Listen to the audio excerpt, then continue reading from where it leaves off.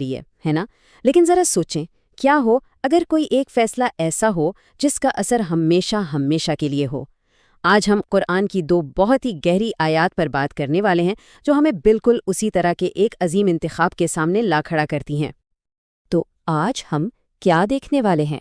سب سے پہلے تو ہم اس سچائی کو جانیں گے جس پر کوئی سمجھوتا نہیں ہو سکتا۔ پھر بات ہوگی اس انتخاب کی جو ہم سب کو دیا گیا ہے، اور اس انتخاب کے نتیجے میں بننے والے دو بالکل الگ راستوں کی، اور آخر میں ہم دیکھیں گے کہ ان آیات میں ہمارے لیے کیا بڑا سبق چھپا ہے۔ اچھا، تو بات شروع ہوتی ہے ایک بہت ہی بنیادی اصول سے، اور یہ اصول آپ جانتے ہیں الگ تھلگ نہیں ہے۔ مفسرین جیسے سید ابو العلا مودودی اس کا تعلق سیدھا اصحاب کہف کی کہانی سے جوڑتے ہیں۔ یاد ہے نا وہ نوجوان جنہوں نے کسی بھی قیمت پر باطل کے آگے سر نہیں جھکایا تھا؟ چلیں دیکھتے ہیں کہ وہ اصول ہے کیا۔ یہاں آیت کا آغاز ہی ایک زبردست اعلان سے ہوتا ہے، اور کہہ دیجئے حق تمہارے رب کی طرف سے ہے۔ یعنی سچائی کسی انسان کا بنایا ہوا فلسفہ یا کوئی عام سی رائے نہیں ہے، نہیں، یہ وہ حقیقت ہے جو براہ راست اللہ کی طرف سے آتی ہے، اور اس میں ذرا بھی تبدیلی کی گنجائش نہیں، بالکل ویسے ہی جیسے اصحاب کہف اپنے ایمان پر ڈٹ گئے تھے۔ تو ٹھیک ہے، جب حق اتنا واضح ہو کر سامنے آ جائے تو پھر اگلا قدم کیا ہوتا ہے؟ اگلا قدم ہے ایک انتخاب، اور یہ کوئی چھوٹا موٹا انتخاب نہیں، یہ وہ فیصلہ ہے جس کے اثرات بہت بہت گہرے ہیں۔ اب دیکھیں، یہاں دو راستے بالکل صاف صاف بتا دیے گئے ہیں۔ ایک طرف ہے تو جو چاہے وہ ایمان لے آئے، اور دوسری طرف اور جو چاہے وہ کفر کرے۔ اب پہلی نظر میں شاید لگے کہ یہ ایک کھلی آفر ہے کہ جو مرضی کرو، لیکن ایسا بالکل نہیں ہے۔ یہ دراصل انسان کی آزاد مرضی کا اعتراف ہے، مگر اس کے ساتھ ایک بہت بڑی ذمہ داری اور ایک بہت سخت وارننگ بھی جڑی ہوئی ہے۔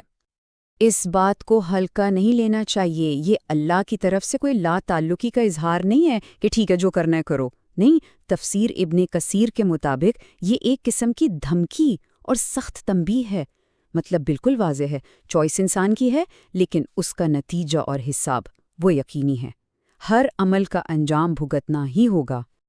تو پھر سوال یہ ہے کہ جنہوں نے کفر کا راستہ چنا ان کا انجام کیا ہوگا؟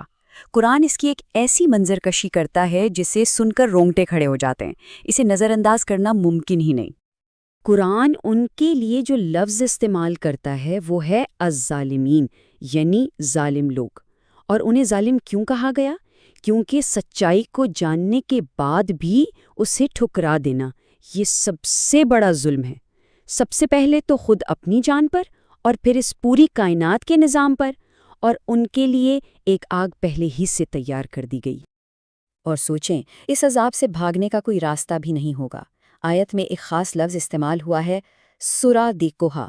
اس کا مطلب ہے وہ دیواریں جو کسی خیمے کی طرح ہر طرف سے گھیر لیں۔ جیسا کہ ابن عباس نے کہا، یہ آگ کی دیوار ہوگی، یعنی مکمل گھیراؤ جہاں سے بچ نکلنا ناممکن ہے۔ اور پھر جب اس جلتی ہوئی آگ کی ناقابل برداشت گرمی اور پیاس سے تنگ آ کر وہ مدد کے لیے پکاریں گے تو انہیں جو مدد ملے گی نا، وہ خود ایک اور بڑا عذاب ہوگی۔ تو یہ المحل ہے کیا چیز؟ مفسرین نے اس کی جو منظر کشی کی ہے وہ بہت ہولناک ہے۔ ذرا تصور کریں، کوئی کہتا ہے یہ تیل کی تلچھٹ جیسا گاڑھا پانی ہے، کسی کے نزدیک یہ خون اور پیپ جیسا ہے، کچھ کہتے ہیں یہ پگھلا ہوا سیسا یا تانبا ہے۔ مطلب دنیا کی ہر بدبودار، گاڑھی، جلانے والی اور گھناؤنی چیز کا مجموعہ ہے۔ اور اس کی تپش کا عالم یہ ہوگا کہ پینے سے پہلے ہی جیسے ہی اسے چہرے کے قریب لایا جائے گا، یہ چہروں کو بھون کر رکھ دے گا۔ اور آخر میں اس راستے کا نتیجہ ایک ہی جملے میں بتا دیا گیا، کیا ہی برا مشرب ہے اور کیا ہی بری آرام گاہ۔ مطلب اس سے زیادہ واضح الفاظ میں انجام اور کیا بتایا جا سکتا ہے؟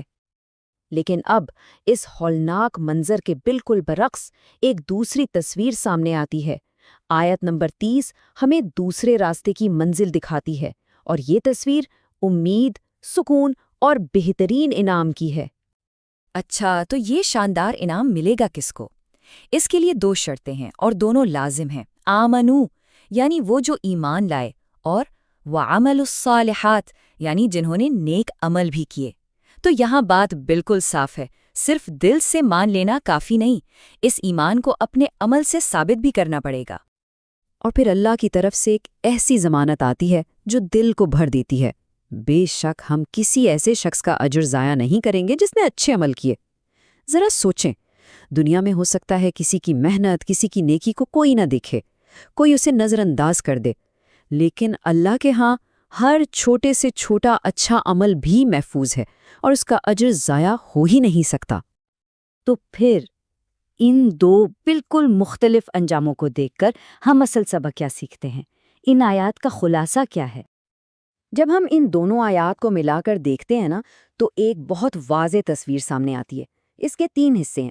پہلا، سچائی مطلق ہے اور وہ اللہ کی طرف سے آتی ہے، اس پر کوئی بحث نہیں ہو سکتی۔ دوسرا، ہمیں یہ مکمل آزادی دی گئی ہے کہ ہم اس سچائی کو قبول کریں یا رد کر دیں، یہ ہمارا انتخاب ہے۔ اور تیسرا، جو کہ بہت اہم ہے، ہمارا ایمان صرف دعووں سے نہیں بلکہ ہمارے اچھے اعمال سے پرکھا جاتا ہے۔ یہ تینوں باتیں ایک دوسرے سے گہرائی سے جڑی ہوئی ہیں۔ تو آخر میں یہ آیات ہم سب کو ایک بہت گہرے سوال پر سوچنے پر مجبور کرتی ہیں کہ جب سچائی اتنی واضح کر دی گئی ہے اور انتخاب کی آزادی بھی دے دی گئی ہے تو پھر ہمارے اعمال، ہماری زندگی کس چیز کی گواہی دے گی؟ فیصلہ ہمارے اپنے اعمال کریں گے۔